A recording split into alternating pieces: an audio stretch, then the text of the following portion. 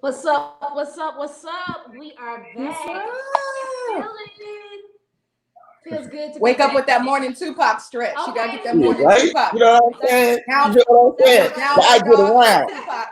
West This Coast I straight get goes to around the church Tuesdays up second. in this West thing. Coast. You West Coast. Okay. Now we're awake. Now we're dogs. We yeah. back. We You know back. what I We mean? back. And we happy. I would absolutely go to Tupac yoga. I love it. I love it. Listen, as you see, we are missing our bro Cirillo. Miss you, bro. We understand he out there handling some biz. And we have the lovely CJ, CEO of Oh, Black Reputation, joining us. oh, It's gonna be a y'all make me feel wonderful so good. conversation. How you feeling, bro? I'm feeling good. I'm feeling real good. I'm feeling real good. You know what I mean? I'm happy. I'm happy to be here with you and Mari today, and I'm excited about kicking it with y'all for a minute. It's been a minute since I've been on, so I'm just hyped about being back in the building with y'all and Yeah. chopping it up with the people, man. Yes, chopping it up with the people. We happy to have you, bro. As we know today, we are happy to be out of the election cycle. Man, Oh. Shit. listen. That shit was tough for your girl here and your girl right there. Right. We was Listen. hey, we are so happy that we pulled through, but y'all, we so damn happy that shit is Look, I over. need my church fan. Where my church fan? I'm tired. I'm tired of politics. Y'all, hey, Yes. and since we are tired of politics, we're gonna do just a quick snippet of some politics real quick before we Okay. get into everything that we're gonna talk about on the show today. All right. So the title for the first half of the show is "The Future is Female," and Bam. as we see, yes, we have a new vice president, the first lady vice president, making history, Miss Kamala Harris. We are so happy that her and Joe Biden pulled through for us. And listen, we got a lot of work to do, and it's all good. We trust that this black lady is going to do her black magic with everything that's going on. And in addition to that news, there has been a new chief of staff that has been appointed. And as we see, this lady is black as well. So shout out to the black girl power that's going on in the White House, turning that bitch black, if you feel what I'm saying. I love it. How you feel about that? Those two new women in power. How y'all feeling? I feel very happy that the other person isn't there. I feel very hopeful. And I also feel like it's still our duty to hold folks accountable. I think That's it's right. very easy for us to get excited about someone looking like us and being where we're from, which is a That's wonderful right. thing. It's a first step. But I'm still all about action and accountability. So even more so, I think as we celebrate, we also understand that we need to have our agendas on the table and be Yeah. just as active throughout this process and not just trying to get somebody in there. So that's how I feel. Yes. How you feel, I'm bro? 100% agree, Mari. I think that this, I'm excited about what this means for young women and just everybody in general, as far as being able to see someone just from a representative capacity, visually, in the form of Kamala coming into the vice presidency. But I'm very much in agreement with Mariana that now it's time for us to hold those people accountable for what it is that they said they're going to do as it relates to us. In Biden's speech, he acknowledged Black people directly and specifically and stated that he understood that we had their back, and in that regard, he understands that he must have our back. And so, to me, he put that on the table. I think we have mandated that there's accountability to be had, maybe not in the form of that Cube presented it, but with a collective understanding from our people. Like, look, there's work y'all got to do for us. These are the things that we need.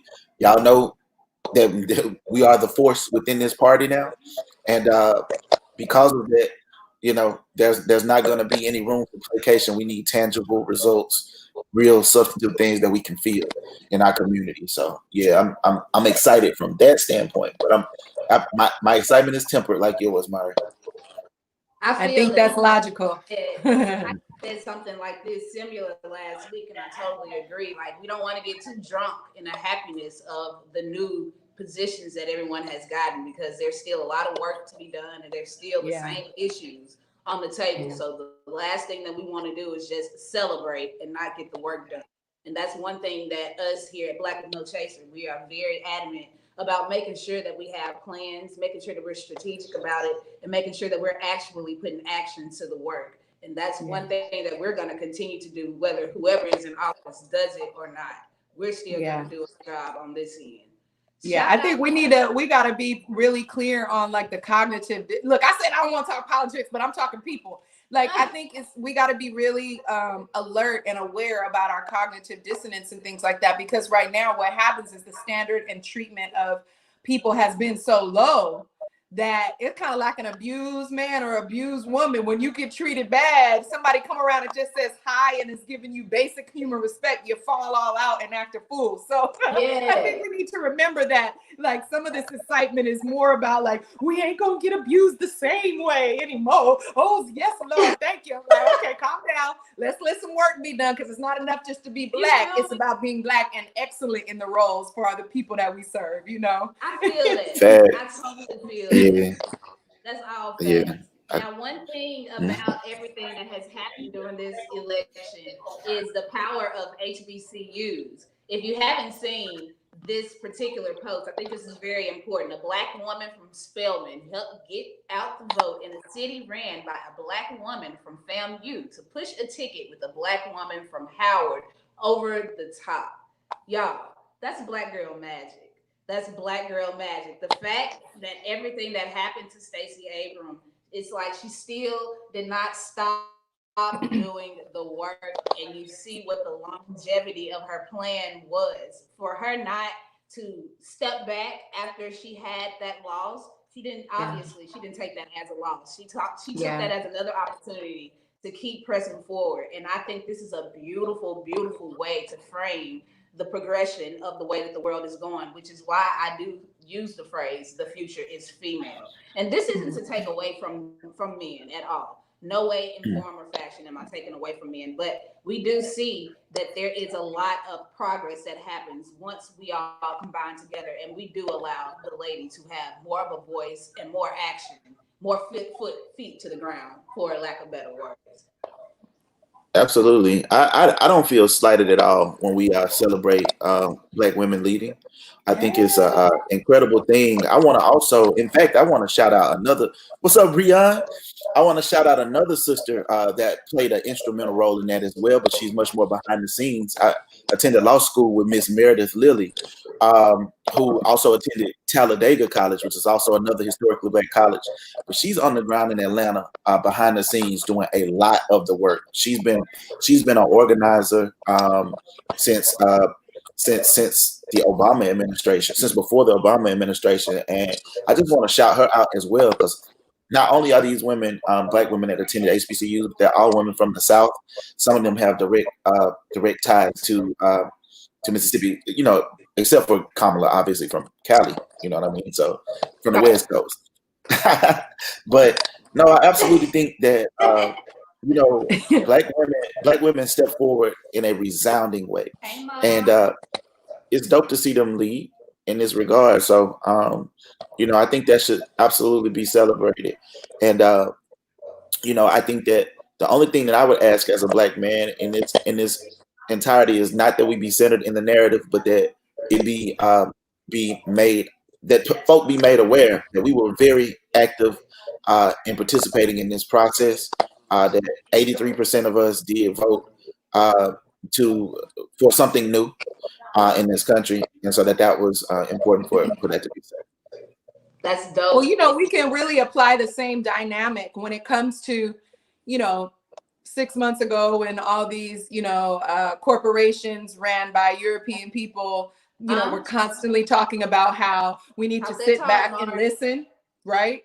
Come on. This is the same dynamic that can be applied when we're talking about gender equity, right? And if we're able to say that patriarchy and male-dominated leadership has been and what has set the tone, if people can understand that dynamic in terms of racism and inequity and inequality, should be able to roll right over into that. Now, if you have a problem because you represent, or as a male or masculine energy with female leadership, that's the same checkboard that you need to take when you're looking, okay, you can agree that we need to be able to be quiet and allow these people to share their narrative and stand in leadership. That goes across the board for anybody who falls into, a marginalized community, is shut up and allow people to speak, define, name, create, and speak for themselves. And what you'll find is not so much often is it going to be they're going to try to do you wrong the way you did them wrong. All those folks are trying to do is make sure there's equity and balance in the way human life is experienced. Absolutely. I totally agree with that. Cheers to that. Cheers to that, sis. Let me take a little sip real quick. Okay. What y'all sipping on the lunch break? Exactly.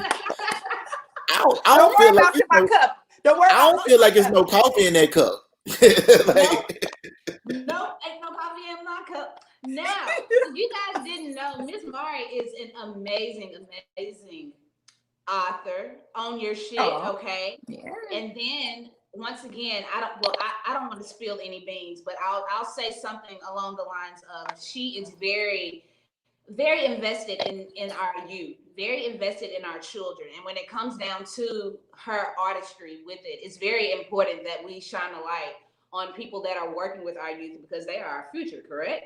So I'm about to shine the light really quick on Blue Ivy. I think that this is very, very dope. So 8-year-old Blue Ivy has been revealed as the narrator to the audiobook adaptation of Hair Love by Oscar winner Matthew Cherry. Yo, that is so dope. The future is female. I'm gonna keep saying that for a reason. I think that is beautiful. Of course, yes, she's legendary already because of her parents, but we have to see the power of our young children seeing that they can be anything that they want. They don't have to wait until they finish school or go to college and do all of these steps. You can create now. You can be whatever you want now. And I think it's beautiful that she is so active in whatever she's going to become. I think that is that's stellar. Mari, what's your take on that? Having kids be so active so early? Well, I think a lot of the times the way children are socialized, in our social structure, especially when we're talking about Black community, right? This is Black with no chaser. So we're talking about how these subjects apply to us in our homes, communities, neighborhoods, and workplace. We come from the old school, you're seen and not heard, which that might not necessarily be the way that we need to raise our children. We can't tell our children to be seen and not heard, but then also tell them synonymously, you're the children of and the leaders of our future. That's confusing for a young developing mind.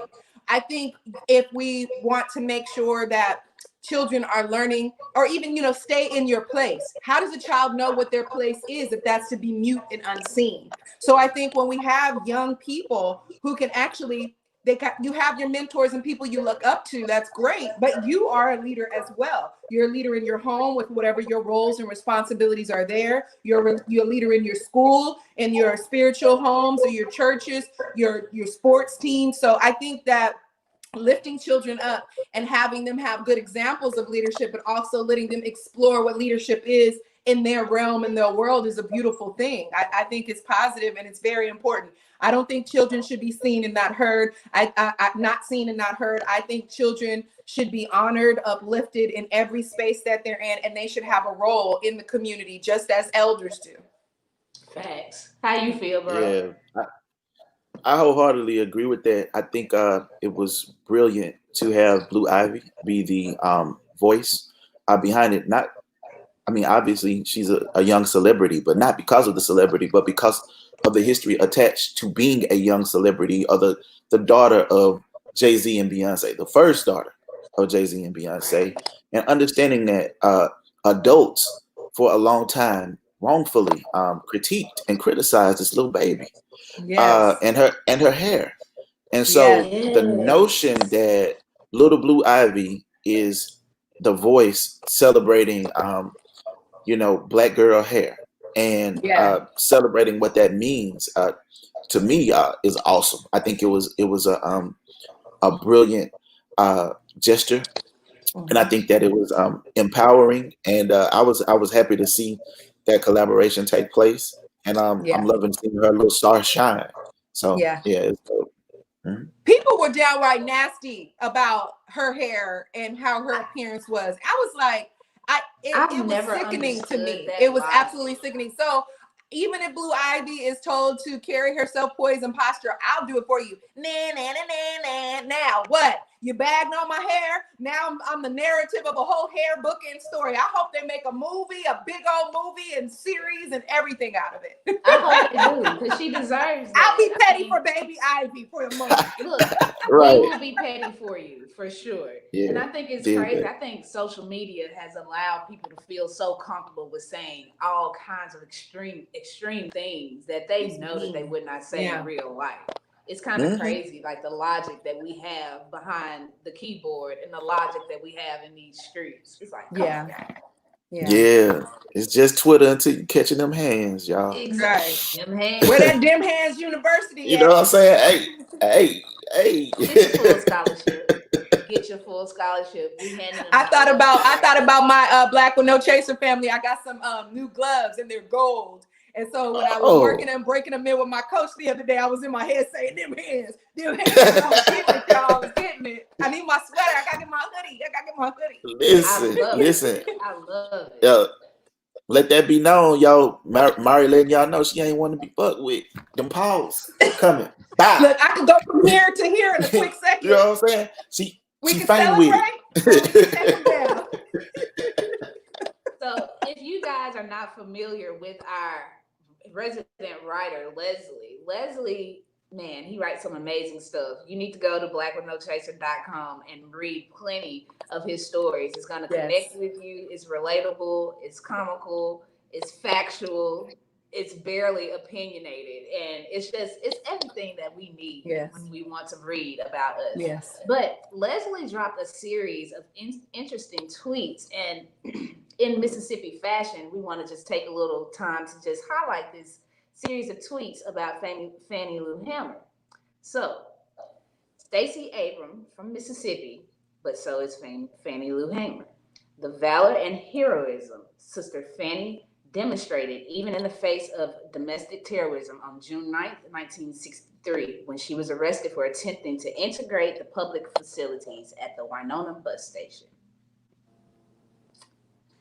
should not only be appreciated, but it should be just as well known as the March from Selma. There, Hamer was taken to a cell where police ordered 2 inmates to beat her with a blackjack. Even though the horrific incident had profound physical and psychological effects, Hamer turned her beating into a powerful weapon when she recounted at the National Democratic Convention the problems she had encountered with voter registration, as well as the horrid ordeal of being nearly beaten to death in a Winona jail. Hamer and her testimony, which damn near brought her to tears, resonated as a national symbol of the African American plight. Fannie Lou Hamer was a deity amongst mere mortals. Based on her contributions and I don't give a shit bravery, her image should stand alongside civil rights figures like Martin Luther King Jr. and James Baldwin on the Mount Rushmore of civil rights movement, because the pain you hear in her voice, it's real, and it's woman, and it's Black. Ooh, go on, Leslie, the way that he presents his stories, it just really zones you in, tunnel vision. Like you only focus on that topic that he's talking about. I love the way that he narrates things, and I think that it's just once again important to realize that the future has always been female, because the Black woman has always been able to be that type of support that a lot of other races of women, and this is no shade, other races of women have not been able to provide. When it comes down to the Black woman is probably the only race that has probably made sure that she maintained taken care of outside of her own family. And we can name so many different races that the Black woman has been brought into there and made sure that everything was going to be copacetic and made sure that everything was going to be okay so that you can move on to the next day. Made sure you're fed, made sure that you're bathed, made sure that you are healthy, made sure that everything that you need is right there when her own family is going to be coming second to other things. So I think that this is a dynamic revelation that Leslie shared with us. And I think that it's Yes, Leslie's writings, your sister, Leslie's writings are always entertaining and educational. That's right. Edutainment all day long. Hey. We love that. We love that because we have to be able to relate to everybody across all boards. We can't just be so high and we can't be so low. We have to be right there in the middle so that everybody can be able to connect and be able to relate and join these conversations with us. That's what the Black Lunch Break here is for. Absolutely. Absolutely. I think I really want to, one thing about journalism and the joy of being a part of storytelling, and what I can appreciate about Leslie's writing is the ability to be complex, take you on a full journey of the story, and then simplify it in 2 or 3 lines at the end. Like, if you didn't get it here and you didn't get it here, I'm gonna make sure that you walk away with the clear points, but still doing it in an artistic way, not, you know, not clinical, not stoic, not, you know, not connected to our emotions and our state of being. And that's really an art and a science, you know, in itself. And then also a sidebar on what you were saying about, you know, Black women always being the backbone or the cornerstone.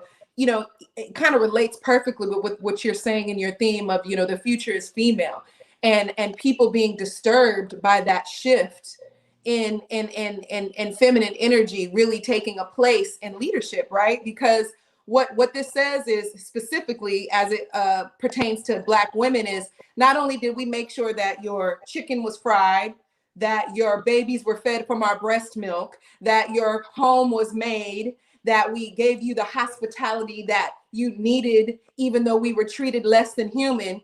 We then had to go completely depleted back to our homes, provide, nurture, and care those things for ours. And then whatever was left for us, if there was anything left for us, is what the fumes that we went off on. And I think a lot of people are angry about the shift of women now putting their self-care first, which is the healthy way to manage and to lead. Is, sorry, I gotta wean you from the tit for a minute. You got teeth, you know how to make that peanut butter and jelly sandwich. Mama's gonna take care of herself for a minute. I've empowered you to do some of the things you need to do to manage yourself. I'll be there when you need me, but you don't always have to be on the tit. And I think it's time for America to get off of the Black woman's tit and understand that we have provided for countless generations, and you will be okay as we start to self-love and self-heal. Then we can move into this new monumental future in a way that everyone is served, and we don't just get the scrapings and the leftovers of what people decide they want to give us.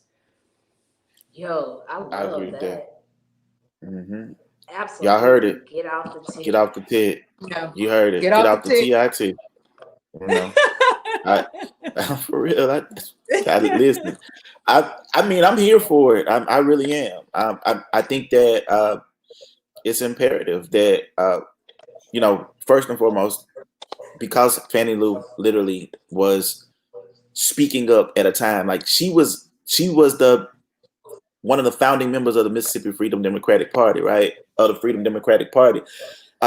She is transformational when it comes to the idea that we migrate toward that party and begin to push their agenda farther toward the left and towards doing what was right for us here. Black folk all over the country, but mainly we were all in the South at that time for the most part.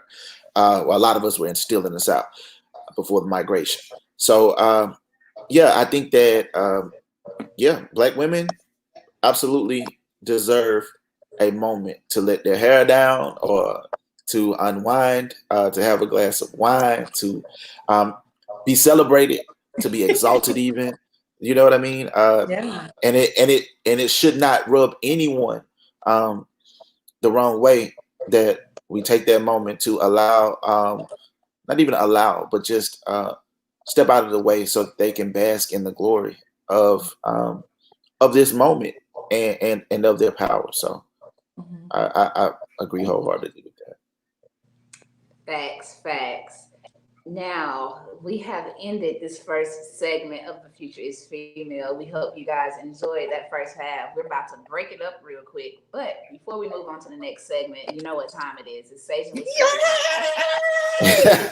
Sage, go on and get that sage ready. If you don't, it's all good. Just pretend that you do. I mean, it doesn't matter. Ain't got no You gotta sage. break I it got down some because there season. might be there might be new viewers that don't know what Sage is. So you can't, Big Mama says, you know, the first 3 letters of assume. So make sure to tell them really quick what Saging and Sika is, because we got, how many followers and appreciators do we have now? So they might be new to you. You got to break it down. You're right. So if you are just now tuning in, first and foremost, share this broadcast. Thank you so much for joining us, and we appreciate you being here.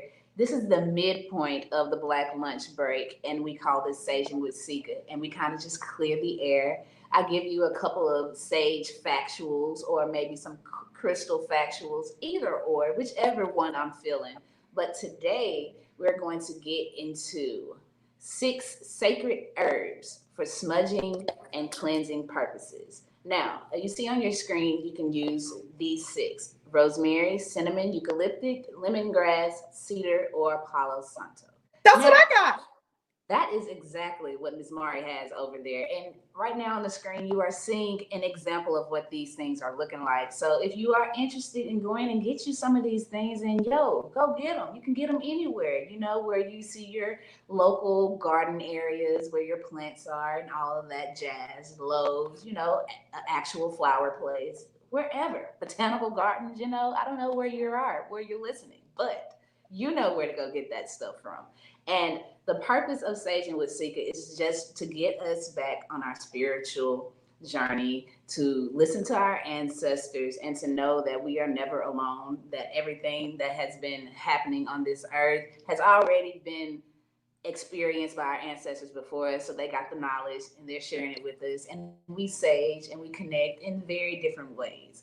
And this is our spiritual moment, and that is today's Saging with Sika. Yes. That's my favorite part, girl. That's my favorite part. I appreciate you.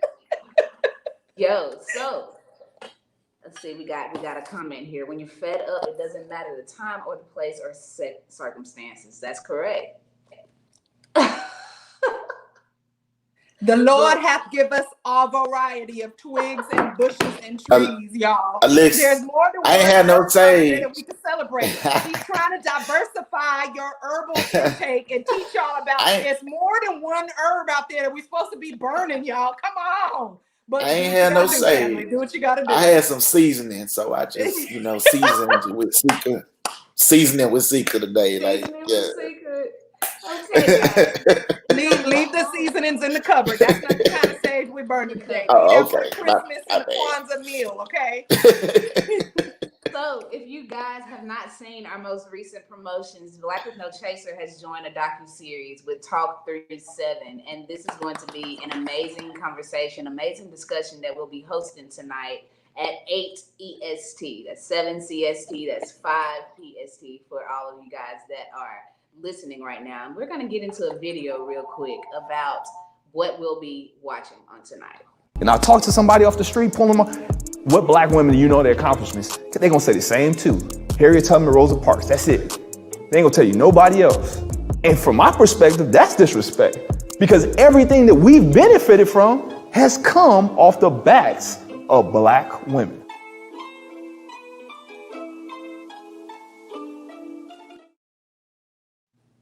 Now, this is a panel of 9 men, and I promise you, every single one of them have a different opinion on the topics that we're going to be discussing. So we're going to get into those topics here on the Black Lunch Break, and I want to know you guys' opinion on, first, we'll start with the Breonna Taylor. That's what we'll start with. And the question that I have for you guys is, do you necessarily feel like this was an attack against the community? We already know that this was an attack on Breonna and everything that was happening with that situation. But do you guys feel like this was an attack on the community because of everything that has been going on with the election and then everything pandemic-wise? Like, everything seems like it's just been darts just being thrown at us. Do you feel like the results of this everything? Do you think the results was just literally another dagger for us? And why? Yes. Tell me why. Well, first of all, when I think of police, I think of not just where they are currently. I think about the history of what policing has been. And we always got to remember the origin and the foundation of something when we're dealing with the nature and how it shows up in its current space. Everything has to boil down to looking at the origin. Even if you're going to transform it, there's some original roots that are there. And at one point in time, policing was not about protecting and serving all people. Policing was about treating people, wealthy white people, protecting their property. And we were that property. So when I look at how, systematically we're being targeted and broken down, I look at that origin. So it's not far-fetched for me. I don't get surprised when this happens because I understand the nature, the roots, and the origin of where it comes from. Now, as it pertains to Breonna Taylor, I feel like systemic racism, the way it shows up, is very, very structured and very well thought out. If you want to weaken any group of people, you got to be able to hit them from all different sides, all different areas, all different angles, right? And so for me, when you see that there's an issue that's constantly happening over, then our distraction is led somewhere else, and then that attack comes, we shouldn't be surprised about that. So absolutely, I think it's rehearsed. I think it's planned. I think there's a lot of sociopaths that are in positions of power that don't care about people. And then no matter how much we rally and no matter how much we rise up, they're serving their role. And I think it's very well planned out in a structured attack, definitely. I think the word that you used perfectly was rehearse right there, because like we saw that video of those people like rehearsing their plan to kill the lady in Michigan. Like, yeah, they literally out there like rehearsing everything, not even only their words that they're going to say on the news, like they're rehearsing how they're going to actually kill us. And I think the biggest dagger in the heart for this one was them presenting Daniel Cameron to present those things to us. Like what, like how, like I felt, to me, it felt like this. It felt like y'all gonna get mad at your own. That's how I feel. Like we're giving the news to you by your own. So therefore, you can't technically put our face on it because we chose the face for you. So how, if y'all want to be so unified, how about this? And I really felt like a real sting with that. And I really felt a sting behind him being so adamant about staying in their pocket. It was very, very annoying to see. That's the role of a sellout. That's the role of a head slave. Listen. I mean, Fiddler, for real. The delusion of white supremacy is intentional, and it's deliberate in its actions. And so, what we see from place to place is the assassination of our bodies, the subsequent assassination of our characters, and the justification of that assassination. With Breonna Taylor, what we saw was not even a justification, but a dismissal outright. They didn't even bring the charges into the courtroom. Literally, if it wasn't for a grand juror saying, we demand that you be transparent, I'm going to sue because of this secret way that you have done this, to let people know you didn't even present evidence to us on Breonna's behalf. Then we still would be in the dark about what exactly occurred, right?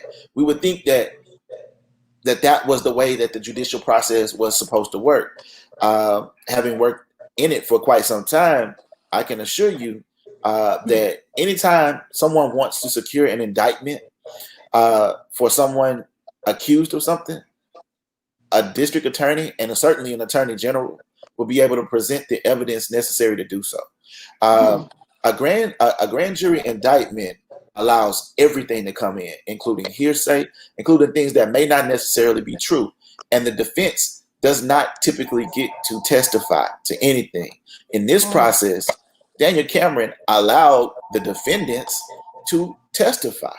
And that's unusual. You don't get to present evidence during an indictment normally, but that was a courtesy that was extended to those police officers that murdered Breonna Taylor.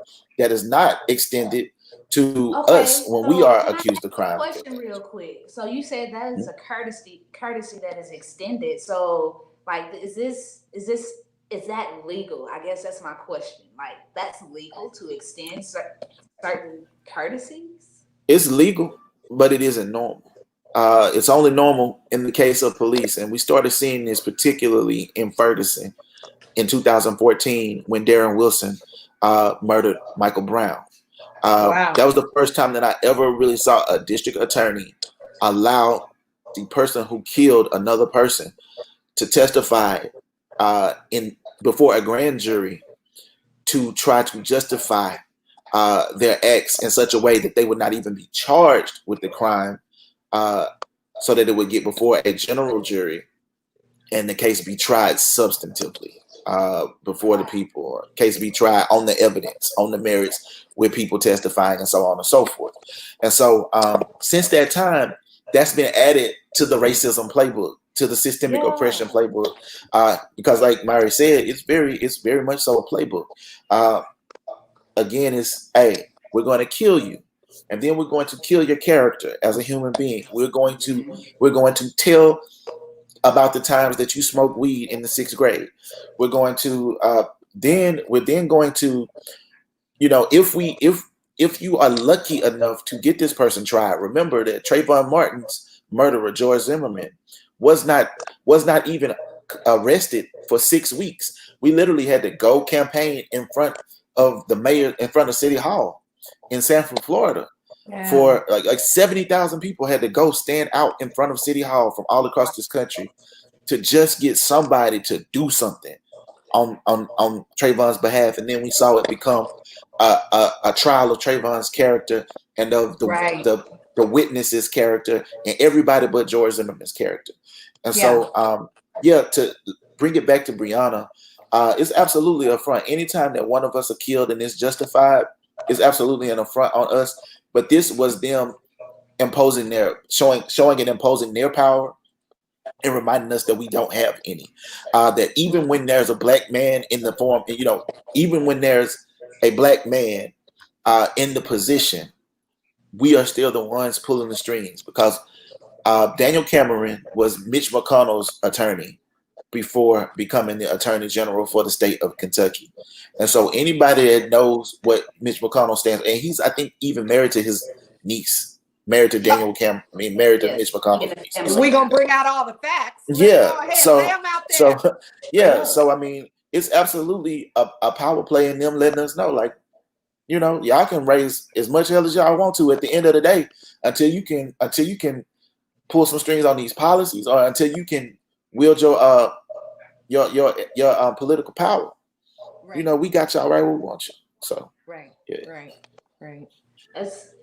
It's interesting to watch this film. I mean, although it's already available on YouTube, what I found interesting is to see actual 9 different opinions on what they saw about this entire Breonna case. And I honestly, I ignorantly just assume, like, oh man, everybody's gonna be on the same page. Everybody sees this the same way. But when you get people in a room and we are literally talking and breaking down issues, you really get to see the dynamics of how people's perspectives are set up. And all of our perspectives are set up according to our experiences in life. And that's one thing that we have to learn how to navigate, because we can't grow in this world without understanding how each other's perspectives are coming across. A lot of times as humans, we get offended by people's perspectives without even understanding what led them to that particular perspective. And that's what I really can appreciate about Talk 37, because that's one thing that they really did. You got these men sitting having these tough conversations. Right. When you sitting there watching people have those conversations, somebody's going to end up standing up. Somebody got to do something. None of that happens. Happens. Although you feel the tension rising, none of that happens. And it's peaceful to be able to see that is able to happen, because with the narratives of if we can start with If They Gun Me Down, like even with the narratives of how America has tried to make black men seem, how they have tried to make black women seem, the truth of the matter is we got this and we got us. We really do. And we really don't need anyone to be defining our narratives for us, because we got it. We really do. And I don't think in any race that there's going to be any type of ease with anything. And I think that most races should make sure that they tend to their own and speak for themselves, instead of having their own perspectives of a race that they cannot really relate to, and then feel the need that they can offer an opinion of such, because you really can't. Right. Now, the next topic that they talk about was athletic activism. Now, we kind of have talked about this throughout this season when it came down to a lot of these celebrities stepping out last minute at about voting and stuff like that. And, basically, we just feel like y'all need to stay where y'all at next. But in other words, with athletic activism, I believe Dave Chappelle really spoke to that really well in his special. Yeah. I'm not sure if if either one of you saw that, Yeah. but I appreciated his perspective on that, and he was saying basically, he felt like if he stepped out on the forefront, he was going to take the attention away from it. And he felt like the people had it. Like he was like, I feel like the people are doing a great job, and if I step out there, it's going to end up becoming a Dave Chappelle said this thing, and I feel like it doesn't deserve to have that type of attention drawn away from it. And I respected that, and I feel like had I not seen that special, I probably would have still held on to my same narrative of y'all should be doing this, y'all should be doing that.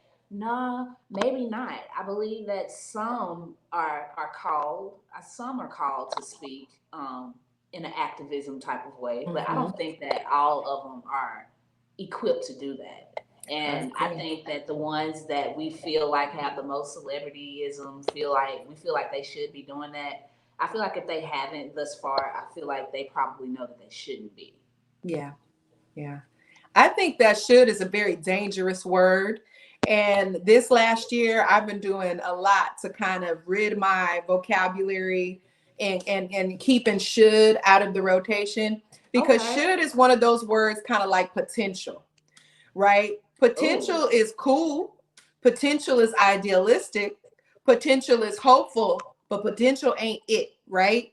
And so potential actually kind of gives us this layaway plan, like I'm hopeful, but it's not executing it, right? And I think that's the same thing when we throw around the word should to anybody. Anytime we have no right. What somebody else does or doesn't do really isn't our business. So when we start saying what someone should do with their position of power, what we're doing is allocating and deflecting away from maybe what we want to do, but we feel inadequate or we feel we don't have enough platform or influence. So it's easy to place it on somebody who has that. And let's keep it real. There's a lot of celebrities who are slaves. And a lot of the time we think because they're highly visible or they have a platform or they're paid in a different bracket than us, there are certain NDAs. There are all kind of things that they have to sign to keep their opinion. If you get sponsored by Pepsi, you better never be caught in public drinking a Coke. I mean, down to some of those very basic things that we don't think about. So when we see somebody just because they have a platform, again, they are paid to represent and not to represent certain ideas. So when we say what somebody should do, that's like telling somebody what should be in their bag or what should be in their bed. We don't have control over that. And then I agree with you too, Sika. I feel like sometimes we allocate power and decision making to certain people who are ill-equipped to do it. And then that's like pushing a child out there to do something that they're not ready to do. And they're doing it because it's the trend or it's the fad. And then they end up putting their foot in their mouth. Or we think somebody should be doing something because we align with their personality. That personality that's portrayed on that platform is not them 24/7. So just because Ice Cube says fuck the police over and over and over, and I agree, and that empowers some of the anger that I have towards the police force, doesn't mean that he should be the one to help me make my decisions on politics, right? And so I feel like we need to be very careful about telling someone else what they should do or allocating to someone else what they should be doing. If we have that much of a passion about something, we need to do the research and we need to do the accountability to say, if I believe I can assign this to somebody else, I have enough energy to put myself in that position and do as much as I can with the platform and the size following or appreciators that I have. So I don't do the should no more. Shoulda, coulda, woulda, that's dead. We're going to leave that in 2020. I think that one, I'm happy to see people with large platforms, Black folk with large platforms, utilize those platforms to advance Black people. If they're deliberate and thoughtful about the process. Yes. I think that where I'm cautious about those things is exactly with where Mariana stated, for example, things like where Ice Cube stepped in and kind of intervened with the Contract for Black America, and how that appeared to someone who has no relationship with Black America, not Ice Cube, but Trump, how that appeared to uh, be representative of what it was that we as a collective wanted. I think that anytime that you are talking about advancing the people as a collective, there are many roles that each of us can play in that. Some of us can be influencers, some of us will be spokespersons, some of us will be strategists, some of us will be the warrior clan or the warrior tribe. And so there are many roles that we can play, and I think that we utilize our skill set to best do that. So Alexis Rashad just asked, what did Ice Cube do that has everyone hot? I'm glad that you asked. So for example, Alexis, if I were to say to someone, for your wedding, and we ain't getting married. I'm not getting married to this person. I'm not getting married to either of the people involved in this, but I'm going to decide what you're going to eat on your wedding day. I'm going to decide who's going to cater your wedding for you. And I'm going to decide, we all eating seafood on your wedding day, and you are allergic to seafood. Well, I made the decision for you, and you're stuck with the bill now because the caterer said, I made all this damn food and it's at your wedding. So what you gonna do? Now you stuck with the bill. Or another example of that would be, I, as an attorney, which I've been an attorney for over 10 years now. Hey, fuck it up. But just imagine if I, as attorney, had a client, criminal defense attorney, had a client who wanted to take something to trial, and I, on my own decision, said to the judge, he wants to plead to this, or she wants to plead to this, and the client is looking and saying, well, I never said that I wanted to plead to it. I want to take it to trial. I want to speak up. I want all of this addressed at trial. I want the opportunity to speak before the court to tell my side. Well, I, being the attorney / Ice Cube, have spoken on my client's behalf without speaking to my client about what it is exactly that they wanted. Ultimately, they are stuck with the decision that I have made for them. Rather 3 than weeks, 3 weeks before the trial was supposed to happen. Don't forget exactly. right at the last yeah, too. Right. So if that, I'm hoping that analogy makes sense to you. When it comes to speaking for Black folk, you have to speak to Black folk, and that means Black folk from Compton, Black folk from Greenwood, Mississippi, Black folk from up in Brooklyn, Black folk from the Midwest up in Milwaukee. You can't just decide what it is that should be because we have some relatively good ideas. You can't decide that this is what Black people want because shit, they might be allergic to seafood. You know what I mean? And that's ultimately what I'm saying. And so I think that people just want the opportunity, whether it's a celebrity or not, to be privy to the conversation that is being had, and to have the right people going forward to be the spokespersons. Those people who are directly involved in creating policies like the Breathe Act, that have been on the ground organizing, that have been grassroots organizing from community to community. Those are the people that need to be in the room. And we, who may be influencers, have to ask ourselves the question, why is it that the people who have the power only want the people who have the influence in the room, rather than the people who are actually impacted by, who are most marginalized and most impacted by these decisions we are making?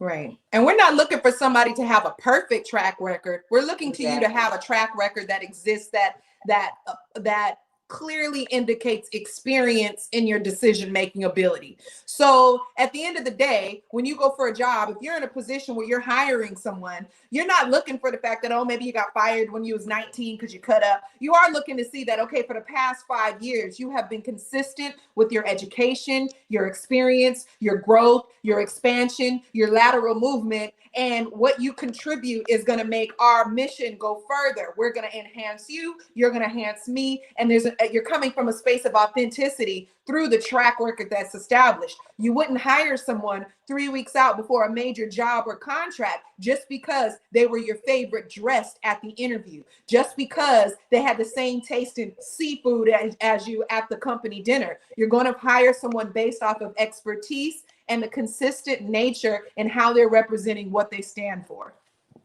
So I wanna respond to the comment that Tyson just made about the Dems dismissing Ice Cube, and I really want to say, I do honestly feel like he came at them at the wrong time, in my opinion, and I feel like his response to everyone saying, "Hey, I went to the Dems and they turned me over." Like, let's be real, Cube. You know what they were on. You know that they wasn't studying, pressing pause on what they've been working on all year to talk to you about this. I'm pretty sure it was on their agenda to get to that. But at the timing that he wanted to talk to them and Trump being like, yeah, come on over here and let's talk, I really feel like that was a selfish move of his.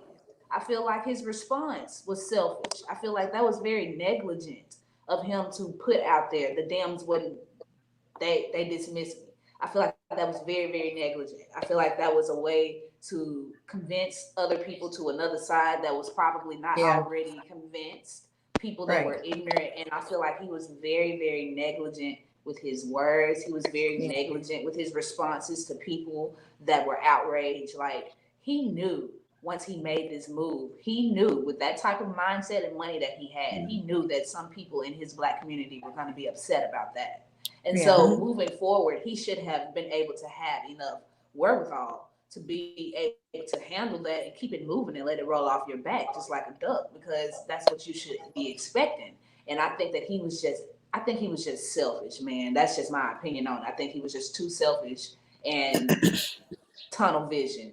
For sure. I don't know how true that is, though, because it came out later that the Dems did say they wanted to sit down with him, and he, I think, in an interview recently said that he kind of admitted or held himself accountable to the fact that he actually dismissed some of that conversation, and it was something around the quote like, "I wanted to work with people who were going to get something done." And let's again look at the track record of people that represent white supremacy are always going to go for the last minute Negro to get the vote. So at the end of the day, if you have people that are diligently working towards something and you show up to the party 5 minutes before wanting to change the dress code so that you could get in, hold up. You have to look at the order of operations of things. So I think some people have heard some of my expressions was like, I'm pushing brother out. He has been a very opinionated voice when it comes to entertainment and dealing with white supremacy and his feelings. But at the same time, like, we've seen this happen from Bush and everything else. At the last minute, they get the magic performing Negroes to come out and jump on it to get those last minute votes. It's kind of predictable, y'all. So at the end of the day, to me, if it comes out later, like, yo, we did want to talk to you, maybe it didn't show up the way you wanted to, but you felt like we wasn't moving on it, or we couldn't guarantee you $50 bazillion at the last minute in this demand. Like, there's no negotiating when you put a demand out. And so that's the thing, like, we have to negotiate. I think I saw some analyst said that what he was asking for, if you really did the math in terms of reparations, that amount was what we were owed in a year, not for forever. So like, when we're talking about negotiation takes time, and negotiation requires you to be at the seat for more than just the couple of months or a couple of weeks before major decisions have to be made. Right. So what I'll say is this with regard to Cube. I probably have more knowledge than most about exactly the inner workings of what's going on. That's some of the things that we're privy to. Having some direct knowledge of people that's working on some of these levels. Break it down. What I'll say is that from somebody very high up dealing with Black folk as it relates to the that campaign, I know that their intention was to work with Cube. that they reached out to Cube, that they spoke with Cube, and that much of what was presented on the contract for Black America was already included in what Biden and Harris's proposed policies were going to be, as far as many other policies were concerned. As it relates to Cube, man, Cube basically, this whole contract with Black America thing started when George Floyd was murdered. Like, that whole process of building that was a direct reaction to the uprisings that were occurring around the country. So this isn't protracted a long work that is, it may be it.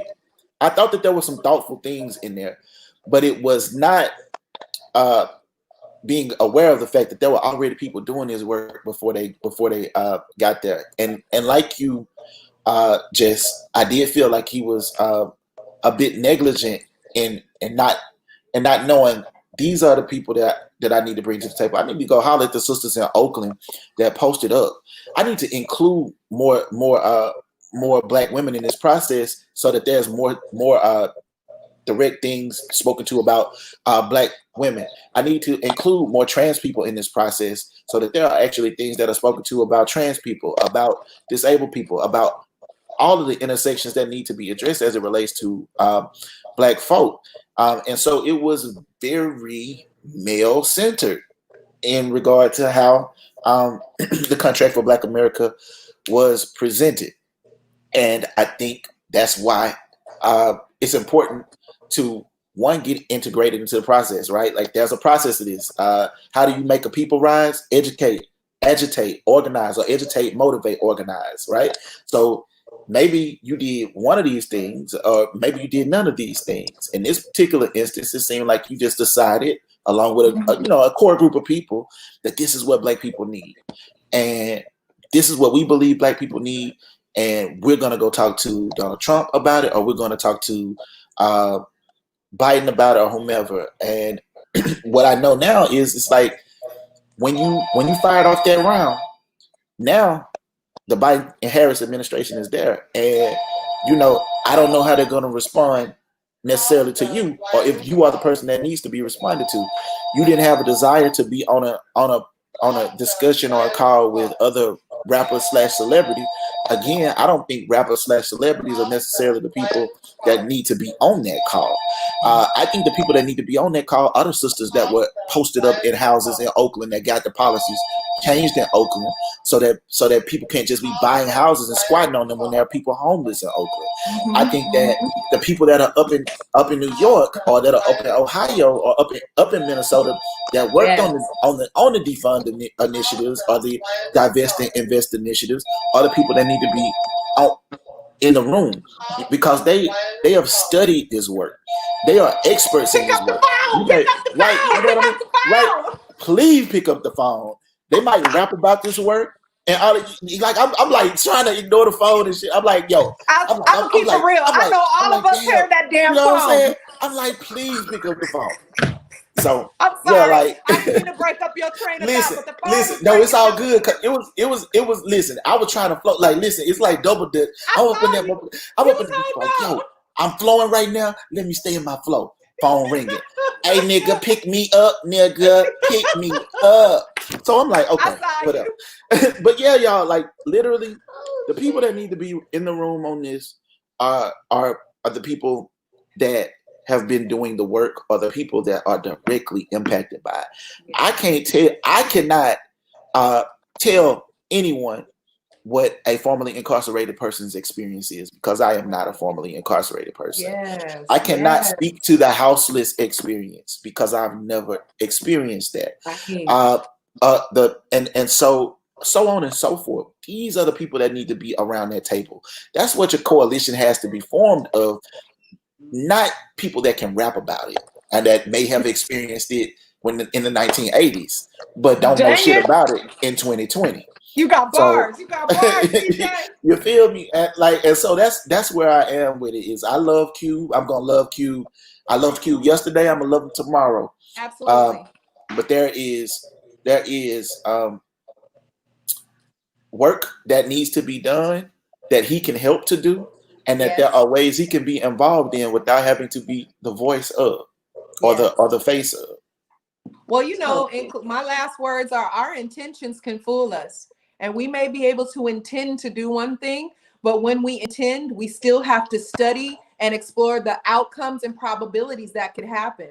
We can intend one thing, but if we don't explore the probabilities of what the outcome can be, we can cut our nose off to save our face. So at the end of the day, yes, I'm a fan of Cube's music. I done bumped it with the best of them, but it takes for me to be more than a fan and to believe in some of the same ideology as you when it comes to making decisions. And lastly, I gotta say, we ended up talking about politics anyway, y'all. God dang it. But you know what?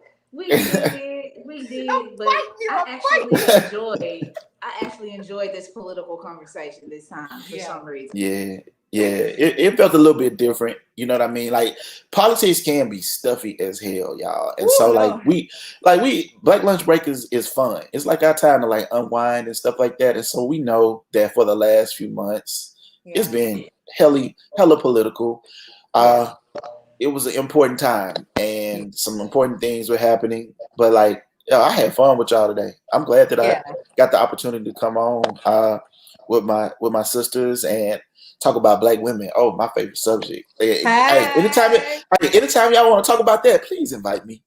Because I love y'all. I love y'all. You know what I'm talking about?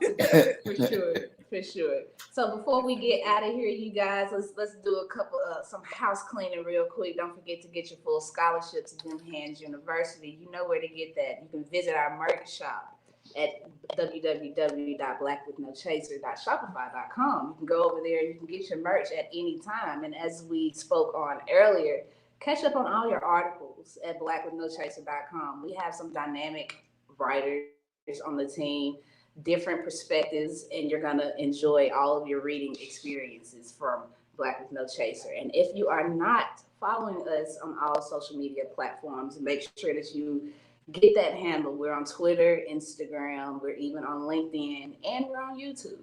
So make sure you guys are following us so that you can just not miss out on anything Black with No Chaser. And once again, thank you so much for tuning into the Black Lunch Break. We appreciate you guys. And we are going to end this segment with the Black with No Chaser ME Tap In Tuesday. Black Magic. That's the title of this song that we're about to play by Tricky LT45. And I hope you guys enjoy. We out. Peace.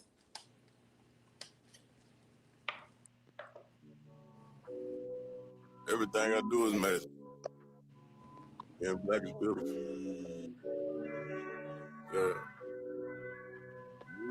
I'm tricky, so what you expect? Look.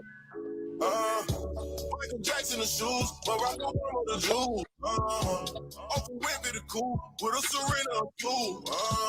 Hey, the sick is the flu. BB can give them the blues. Jay and Diddy the moves. Ain't no lose.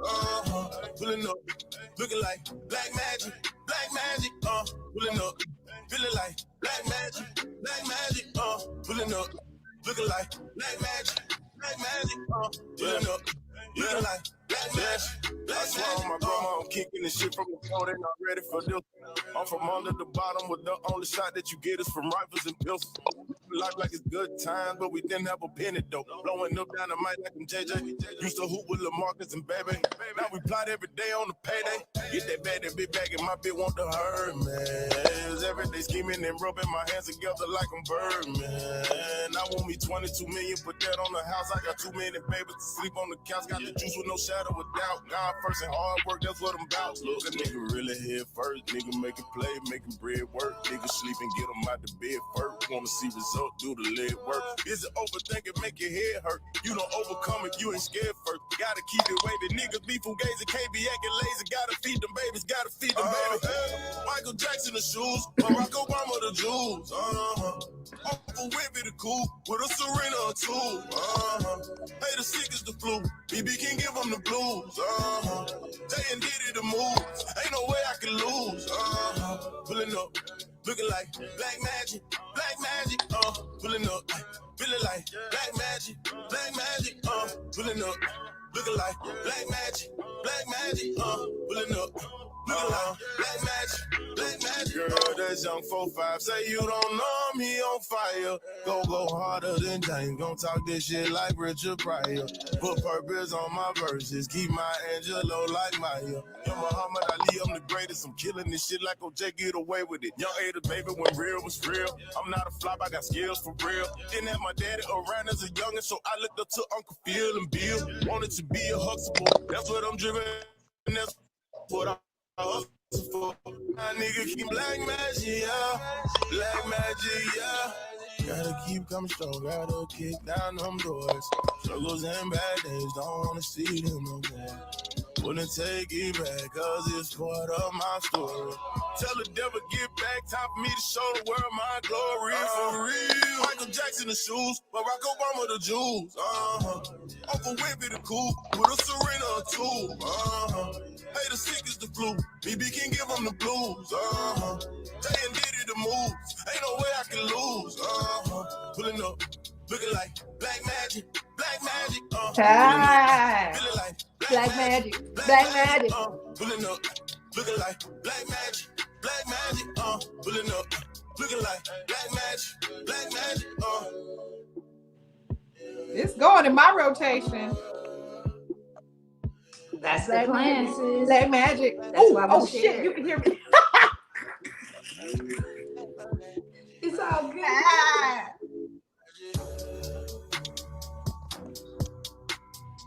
This is a beautiful video, man. I love Black magic. seeing all Black of the black magic. excellence. I like that. Yes. Shout out to CJ done left the building. Listen, and the building is still standing, and we are about to get out of here, guys. Thank you so much for tuning in to the Black Lunch Break, where we think black, sis. We live black, think black, eat black, talk black, walk black. Without apologizing. We out, y'all. Peace.